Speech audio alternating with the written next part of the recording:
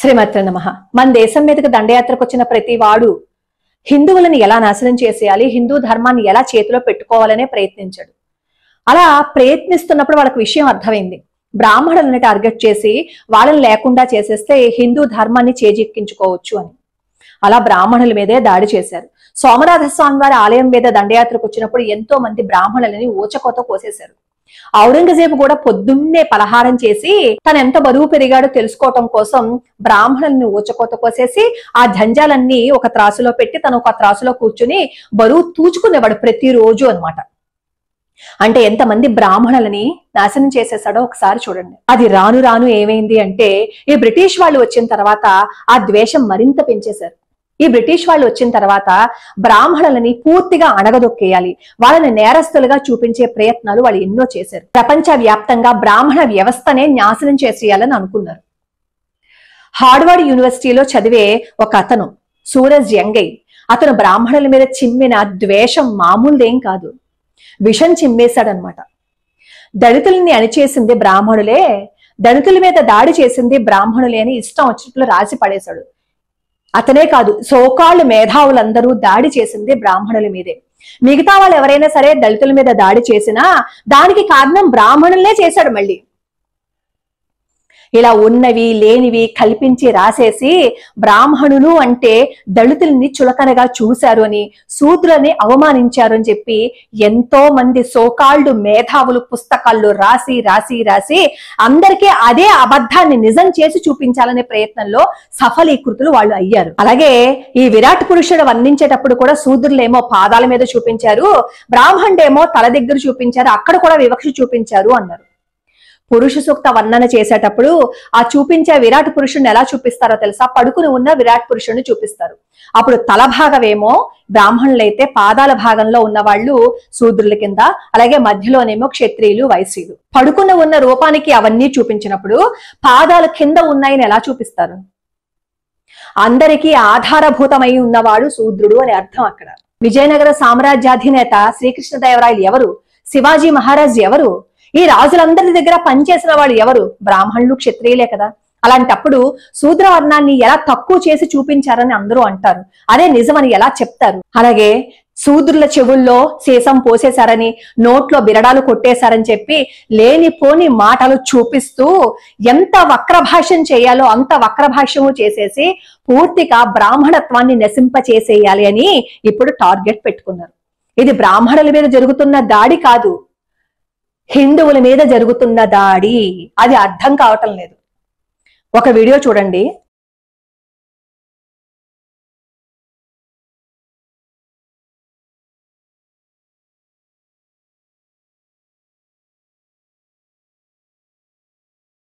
చూశారు కదా? ఈ వీడియోలో అర్చకుడి మీద దాడికి వచ్చి పిడిగుద్దులు గుద్దేశాడు. ఎందుకో తెలుసా? ఎందుకు అంటే ఒక చిన్న గొడవ జరిగిందనమాట. అది ఎక్కడ? గుంటూరులో పొన్నూరు అనే ఊర్లో జరిగింది. ఏదో మాట వస్తే ఆ మాట వచ్చినప్పుడు అవతల వ్యక్తి శర్మ గారి మీద కేసు వేశారు ఈ కన్వర్టెడ్ అయిన కొంతమంది. ఈ కన్వర్టెడ్ అయిన వాళ్ళు చట్టాన్ని ఎలా చేతుల్లోకి తీసుకుంటున్నారో చూడండి. అలా కేసు వేసినప్పుడు అక్కడ ఉన్నవాళ్ళు ఎందుకులే గొడవ, నువ్వు క్షమించమని చెప్పి అడిగేసాయి అని చెప్పి అంటే ఈయన చేత బలవంతంగా కాళ్ళు పట్టించుకుని క్షమార్పణ చెప్పించుకోవటమే కాకుండా అవతల అమ్మాయి ఈయన 6 సార్లు చెప్పుతో కొట్టిందంట. అందరి ముందు 6 సార్లు చెప్పుతో కొట్టి అప్పుడు ఈయన కాళ్ళు పట్టుకుని క్షమార్పణ చెప్తే పెట్టిన కేసు వెనక్కి తీసుకున్నారు. అంటే చట్టాన్ని ఏ విధంగా దుర్వినియోగం చేస్తున్నారో ఒక్కసారి చూడండి. మరి అదే బ్రాహ్మణ అట్రాసిటీ కూడా వస్తే బ్రాహ్మణుల మీద దాడులు కూడా జరుగుతాయి కదా. సినిమాల్లోనూ బ్రాహ్మణుల్ని అసహ్యంగా చూపిస్తారు, ఒక విలన్ని చూపించేటప్పుడు కూడా బ్రాహ్మణులనే చూపిస్తారు, లేదంటే హిందువులని చూపిస్తారు. హిందువులంటే అంత చులకనగా కనిపిస్తున్నారా? ఇప్పుడు అక్కడ జరిగిన దాడి అప్పుడు కూడా కింద వీడియోలో కామెంట్లు ఏం పెట్టారో తెలుసా? ఇది వ్యక్తిగతంగా నిన్ను కొట్టారు కదా, ఇది బయటకు తీసుకొచ్చి ఎందుకు ఇంత రచ్చ చేస్తున్నావు అని చెప్పి అడిగారు. అలా కాకుండా నువ్వు కాళ్ళు పట్టుకున్నావు అంటే నువ్వు తప్పే చేస్తూ ఉంటావు కదా అంట. అక్కడ జరిగిన విషయం ఏదో తెలియకుండా ఇష్టం వచ్చినట్లు కామెంట్లు పెట్టడం కరెక్టేనా? ఈ న్యూస్ ని ఏ న్యూస్ ఛానల్ అయినా సరే కవర్ చేసిందా? చేయదు. ఎందుకంటే వ్యూస్ రావు, టీఆర్పీ రేటింగు రాదు కాబట్టి. వ్యక్తిగత విషయాలైతే వ్యూస్ వస్తాయి, టీఆర్పీ రేటింగు బాగుంటుంది కాబట్టి రోజుకి ఒక 100 వీడియోలు పెట్టేసి ఎంత బాధ పెట్టాలో అవతల వ్యక్తిని అంత బాధ పెట్టేస్తూ ఉంటారు. అలా అసహ్యంగా న్యూస్ రాసేటప్పుడు వాళ్ళకి కూడా ఏదో ఒకరోజు అలాంటి స్థితి వస్తుంది కదా అని ఆలోచించరా? ఇది హిందువుల మీద జరుగుతున్న దాడి కాదు. గత కొద్ది కాలంగా చూస్తుంటే అనంత శ్రీరాముని మొదలుకొని హిందువుల మీద ఎంతమంది దాడి చేస్తున్నారు అనేది ఆలోచించడం ప్రారంభించండి. అలా ఆలోచించకపోతే హిందువులు అనే వాళ్ళని మిగలనివ్వరు. అప్పట్లో హిందువులు మెజారిటీగా ఉన్నప్పుడే మనల్ని బ్రతకనివ్వలేదే, ఇప్పుడు మైనారిటీలుగా మార్చేసే ప్రయత్నం జరుగుతోంది, కుట్ర జరుగుతోంది. ఇప్పుడు మన పరిస్థితి ఏంటి? ఎవరి మీదైనా దాడి జరిగితే హిందువులందరూ కలిసి పోరాడకపోతే మేము వర్ణాలుగా విడిపోతాం, మేము కులాలుగా విడిపోతాము అంటే మన బ్రతుకు అధోగతే అయిపోతుంది. బ్రాహ్మణుల మీద జరిగిన దాడిగా మాత్రమే చిత్రీకరిస్తున్నారు. ఇప్పుడు నా మీద కూడా దాడి జరుగుతుంది కామెంట్ల రూపంలో. నాకు కూడా ఆ విషయం తెలుసు. కులగజ్జి, కుల పిచ్చి, బ్రాహ్మణ పిచ్చి అని కింద కామెంట్లు పెడతారు. మరి నాకు కులగజ్జి, కుల పిచ్చి, బ్రాహ్మణ పిచ్చి అనే సోకాళ్ళు మేధావులు ఛానల్లో నేను ఎంతో మంది స్వాతంత్ర సమరయోధుల గురించి పెట్టాను, ఎంతో మంది చరిత్రలు చెప్పాను, రాకా కొంబరు, అలాగే చౌకా మేళ, ఇలాంటి వాళ్ళ గురించి కూడా నేను చెప్పాను కదా. మరి వాళ్ళ గురించి పెట్టినప్పుడు ఎందుకు అనలేదు? మొన్న బాలకృష్ణ గారి గురించి వీడియో చేసినప్పుడు భగవంత కేసరి అని ఆ సినిమా గురించి నేను ఎగ్జాంపుల్ గా తీసుకుని భగవద్గీతతో పోల్చి చెప్పాను. మరి అదెందుకు పోల్చి చెప్పలేదు? ఆ రోజు నేను ఎంత చక్కగా సినిమా తీశారని చెప్పి అడిగానుగా, మరి ఆ విషయాన్ని ఎందుకు బయటికి చూపించలేదు?